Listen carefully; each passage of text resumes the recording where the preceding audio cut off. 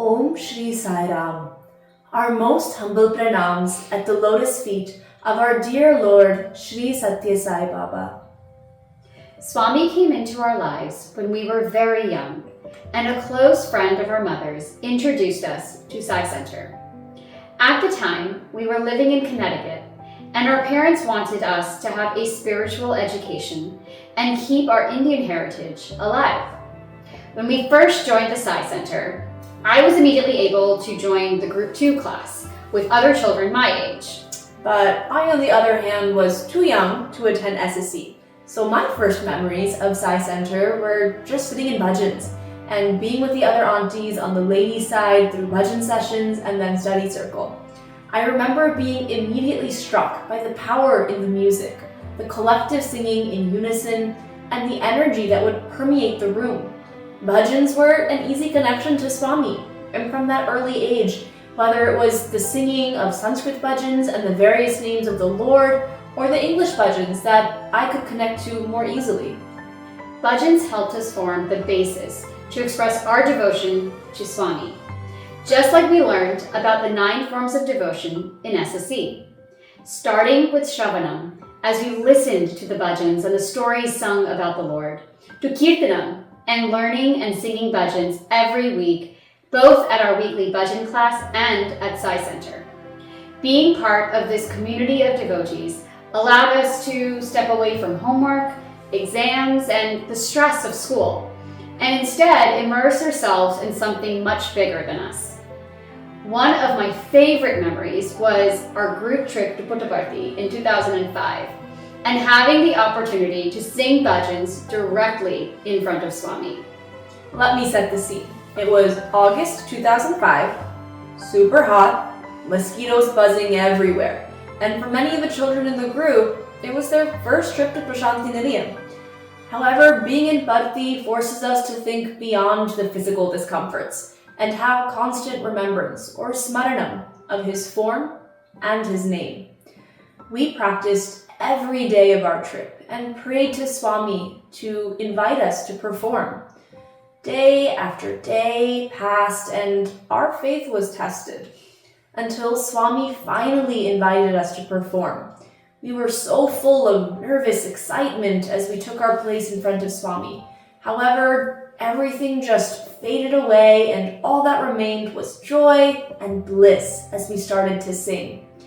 And while we may not have realized it at the time, these songs were more than just words set to melodies, but beautiful messages that have really resonated with both of us to this day.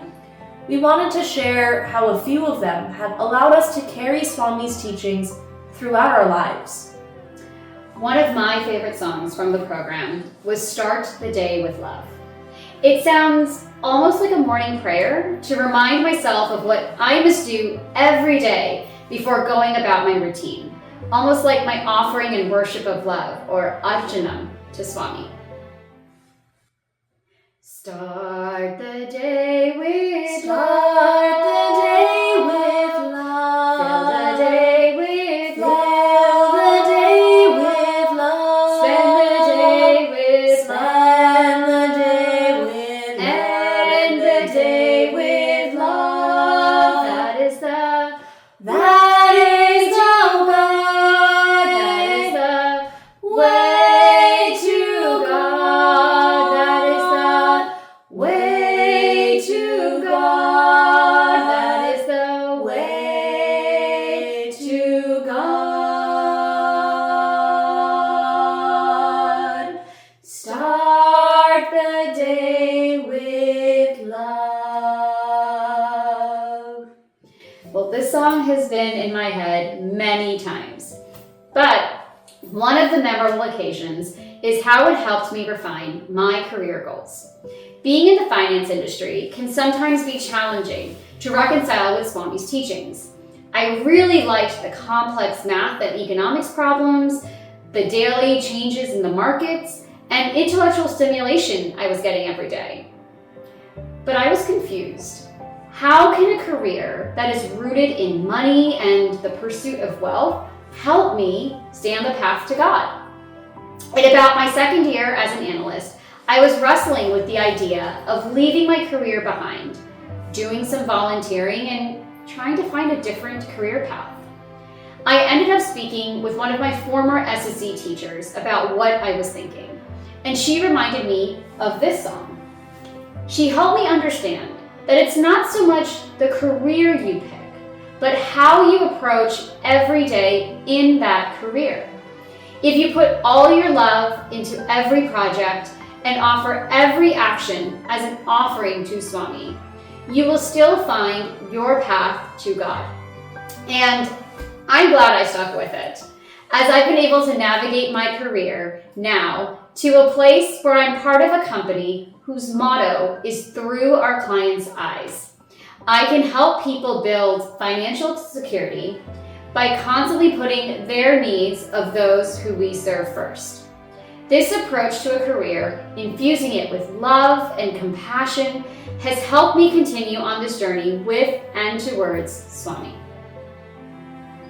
Another song from that Bhakti trip that struck a chord with me was Make Me an Instrument of Peace.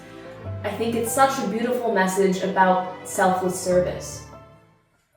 Make me an instrument of peace. Instrument of peace. Make me an instrument of peace. Instrument of peace. Make me an instrument of peace. Alleluia, alleluia, alleluia.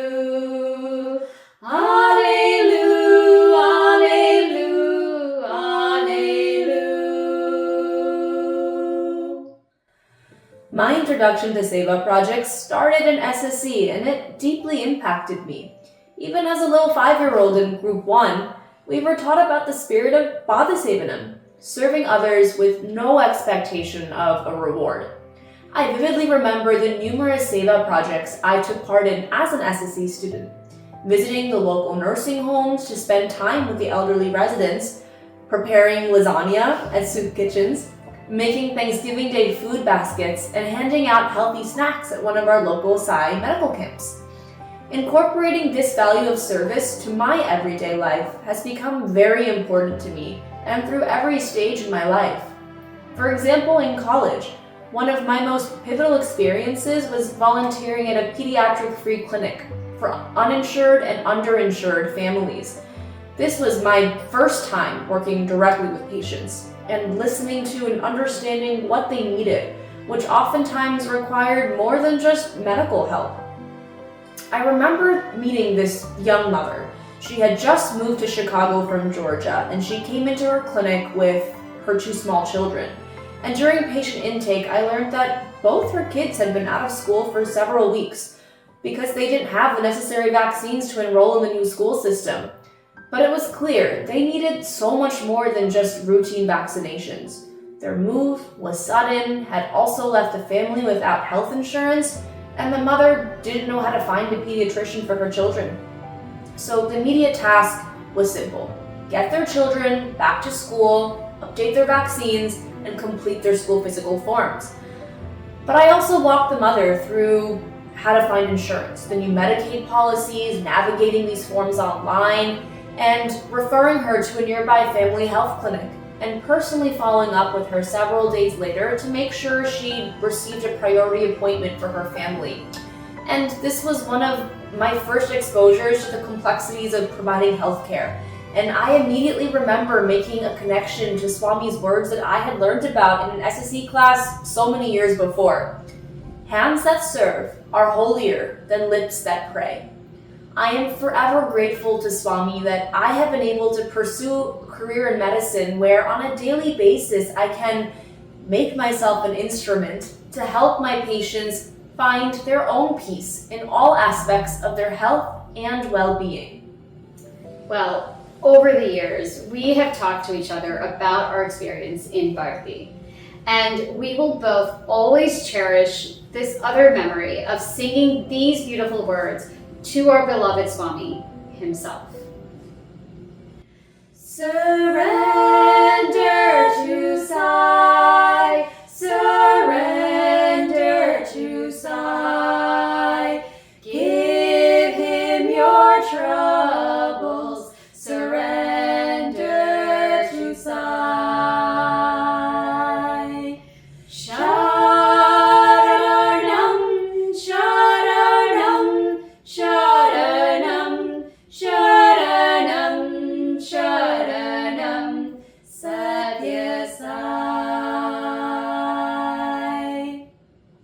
That, after all, is the ultimate goal that SSE teaches us by the time we get to Group 4.